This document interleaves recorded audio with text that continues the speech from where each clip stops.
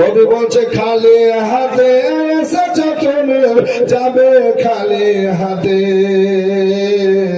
শুধু একটি সাদা কাফন যাবে তোমার সাথে। ও গো খালি হাতে এসেছো তুমি, যাবে খালি হাতে, শুধু একটি সাদা কাফন যাবে তোমার সাথে। আমল ছাড়া তোমার সাথে, আমল ছাড়া তোমার সাথে কিছুই যাবে না। হবে মাটির বিছানা গো তোমার আসল ঠিকানা। মরতে হবে একদিন তোমায় ভুলে যেও না, হবে মাটির বিছানা গো তোমার আসল ঠিকানা।